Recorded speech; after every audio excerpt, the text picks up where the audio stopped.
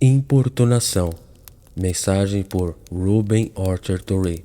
Há duas passagens no Evangelho de Lucas que lançam uma enxurrada de luz sobre a questão: que tipo de oração é aquela que prevalece com Deus e obtém o que busca dele?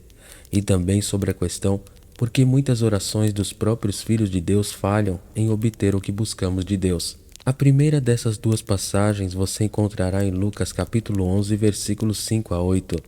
Nosso próprio Senhor Jesus é quem fala, e disse-lhes: qual de vós tiver um amigo e for ter com ele à meia-noite e lhe disser: amigo, empresta-me 3 pães, pois um amigo veio a mim de viagem e não tenho nada para apresentar a ele. E ele responderá de dentro e dirá: não me incomodes, a porta já está fechada, e meus filhos estão comigo na cama, eu não posso me levantar e te dar.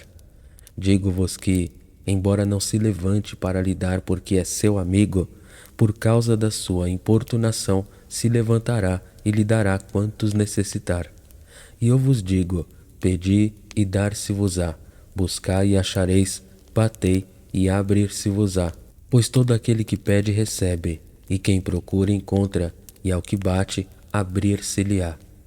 A lição central nesta parábola de Nosso Senhor é que, quando oramos, se não obtivermos a coisa na primeira vez que pedimos, devemos orar novamente. E se não o obtivermos pela segunda vez, devemos orar pela terceira vez. E se não o obtivermos na 100ª vez que orarmos, devemos continuar orando até obtê-lo. Devemos pensar muito antes de pedir qualquer coisa a Deus e deixar claro que o que pedimos está de acordo com a sua vontade. Não devemos nos apressar descuidadamente na presença de Deus e pedir a primeira coisa que vem à nossa mente sem dar a devida atenção à questão de saber se é realmente algo que devemos ter ou não. Mas quando decidimos que devemos orar pela coisa, devemos continuar orando até obtê-la. Importância da importunação. A palavra traduzida como importunação no versículo 8 é uma palavra profundamente significativa. Seu significado primário é falta de vergonha, ou seja, expressa determinação persistente em oração a Deus, que não será envergonhada por qualquer aparente recusa da parte de Deus em conceder o que pedimos. Esta é uma maneira muito surpreendente que nosso Senhor Jesus emprega para estabelecer a necessidade de importunação e persistência na oração. É como se o Senhor Jesus quisesse que entendêssemos que Deus quer que nos aproximemos dele com uma determinação resoluta de obter as coisas que buscamos. Uma determinação que não será envergonhada por nenhuma aparente recusa ou demora da parte de Deus. Nosso Pai Celestial se deleita na santa ousadia de nossa parte, que não aceitará um não como resposta. A razão pela qual ele se deleita nisso é porque é uma expressão de grande fé, e nada agrada mais a Deus do que a fé. Temos uma ilustração dessa santa ousadia na mulher gentia do capítulo 15 de Mateus, versículos 21 a 28. Ela veio a Jesus Cristo para a cura da sua filha. Ela clamou: tem misericórdia de mim, ó Senhor, filho de Davi. Minha filha está gravemente atormentada por um demônio. Mas nosso Senhor parecia não prestar atenção nela. Como Mateus coloca, ele não lhe respondeu uma palavra. E seus discípulos aproximaram-se dele e rogaram-lhe, dizendo: manda-a embora, porque ela clama por nós. Apesar de sua aparente surdez ao apelo dela, ela continuou chorando. Então ele se voltou para ela com uma rejeição aparentemente mais positiva, dizendo: não fui enviado senão as ovelhas perdidas da casa de Israel. E ela não era da casa de Israel. Então ela o adorou e o chamava, dizendo: Senhor, ajuda-me. E então veio o que quase parece uma rejeição cruel, quando nosso Senhor disse: não é bom pegar o pão dos filhos e lançá-lo aos cachorrinhos. A palavra que ele usou para cachorrinhos era uma palavra peculiar que significava um cachorrinho de estimação, e não era tão dura quanto parece, embora fosse uma aparente recusa em ouvir sua oração. Mas, como veremos, nosso Senhor estava simplesmente colocando à prova sua fé para que ela pudesse obter uma bênção ainda maior. Então ela disse: sim, Senhor, porque até os cachorrinhos comem das migalhas que caem da mesa de seus donos. Ela não aceitaria um não como resposta. E então veio uma das mais maravilhosas palavras de recomendação que já saiu dos lábios de nosso Senhor. É assim que Mateus coloca: então Jesus respondendo disse-lhe: ó mulher, grande é a tua fé, faça-se contigo como queres. E sua filha ficou curada desde aquela hora. Esse tipo de coisa agrada a Deus. Ele quer que tenhamos aquela fé em sua bondade amorosa e em si mesmo, que, mesmo quando ele parece não ouvir, ainda confia nele para ouvir. Deus nem sempre nos dá as coisas que pedimos na primeira vez que pedimos, mas então não devemos desistir. Não, devemos continuar orando até conseguirmos.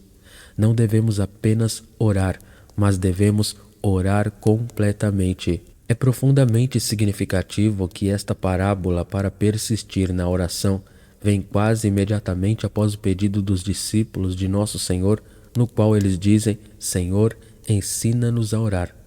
Então segue a versão de Lucas da chamada oração do Senhor, realmente a oração dos discípulos, e então vem esta parábola, para não desmaiar ou perder o ânimo. A mesma lição é ensinada de maneira muito marcante na segunda passagem de Lucas, a qual já me referi, Lucas 18, versículos 1 a 8, desmaiar, dizendo: havia numa cidade um juiz que não temia Deus, nem fazia caso de homem algum.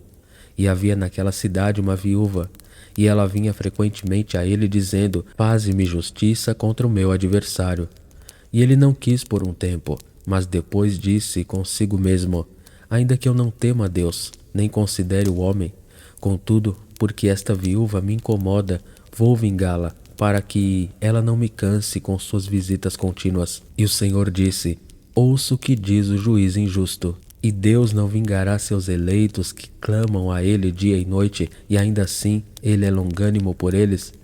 Eu vos digo que Ele os vingará rapidamente. No entanto, qual é a lição central desta parábola? Encontramos nas palavras com que nosso Senhor Jesus abre a parábola, que são realmente o texto de toda a parábola. Essas palavras são: os homens devem sempre orar e não desmaiar, cujo significado claro é que, quando começamos a orar, devemos orar continuamente até obtermos o que desejamos de Deus. A força exata da parábola é que, se até mesmo um juiz injusto cederá à oração persistente e concederá a coisa que ele não desejava grunhir, quanto mais um Deus amoroso cederá aos clamores persistentes de seus filhos e dará as coisas que ele deseja dar o tempo todo, mas que não seria sábio dar, não seria para o próprio bem da pessoa dar, a menos que eles fossem treinados para aquela fé perseverante que não aceita não como resposta. Assim, vemos novamente que Deus nem sempre nos dá no primeiro pedido o que desejamos dele em oração. O porquê de perguntar mais de uma vez? Por que Deus não nos dá na primeira vez que lhe pedimos as coisas que lhe pedimos? A resposta é simples: Deus faria mais por nós e melhor para nós do que apenas nos dar essa coisa. Ele nos faria um bem muito maior treinando-nos para uma fé persistente. As coisas que obtemos por meio de outras formas de esforço além da oração a Deus nem sempre se tornam nossas na primeira vez que fazemos um esforço para obtê-las. Para o nosso próprio bem, Deus nos obriga a ser persistentes em nosso esforço, e assim Deus nem sempre nos dá o que pedimos em oração na primeira vez que oramos. Assim como Ele nos treinaria para sermos homens e mulheres fortes em outras linhas de esforço, Ele também nos treinaria para sermos e nos tornaríamos homens e mulheres fortes de oração, obrigando-nos a orar muito pelas melhores coisas. Ele nos compele a orar até o final. Muitas pessoas hoje em dia nos dizem que não devemos orar pela mesma coisa uma segunda vez. Às vezes, eles nos dizem que a maneira de orar é pedir algo a Deus e depois aceitar pela fé na primeira vez que pedirmos. Isso é verdade muitas vezes. Quando encontramos algo definitivamente prometido na palavra, devemos descansar sobre a palavra nua de Deus e, quando oramos, saber que pedimos algo de acordo com a vontade de Deus e, portanto, que a oração é ouvida e que recebemos. E descansando lá, não peça mais, mas reivindique a coisa como nossa. Mas esse é apenas um lado da verdade. O outro lado da verdade é que há momentos em que não fica claro na primeira vez, nem na segunda vez, nem na terceira vez, que o que pedimos é de acordo com a sua vontade e que, portanto, a oração é ouvida e a coisa pedida concedida, e nesse caso devemos orar continuamente. Embora sem dúvida haja momentos em que somos capazes, pela fé na palavra ou pela direção clara do Espírito Santo, de reivindicar algo na primeira vez que pedimos a Deus, no entanto, sem dúvida, há outros momentos quando devemos orar repetidamente pela mesma coisa antes de obtermos nossa resposta.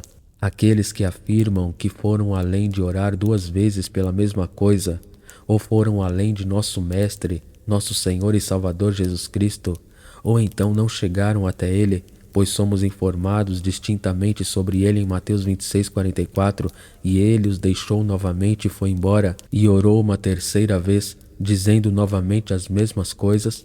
A verdade é que eles ainda não chegaram ao Mestre, não que tenham ido além dele. Há aqueles, e há muitos deles, que, quando oram por uma coisa 1 ou 2 vezes e não a obtêm, param de orar e chamam de submissão à vontade de Deus não orar mais quando Deus o faz.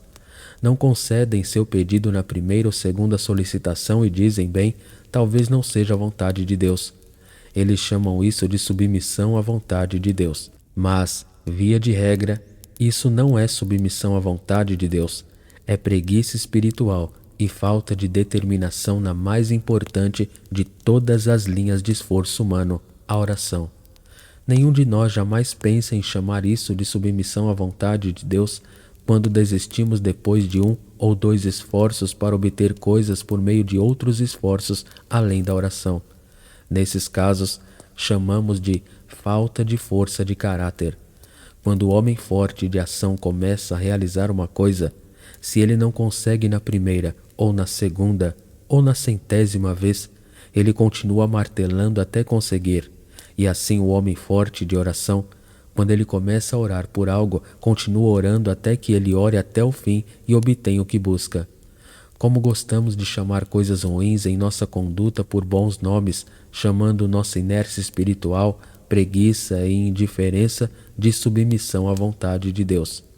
Devemos ter muito cuidado com o que pedimos a Deus, mas quando começamos a orar por algo, nunca devemos desistir de orar por isso até que o consigamos, ou até que Deus definitivamente deixe bem claro para nós que não é da vontade dele de dar.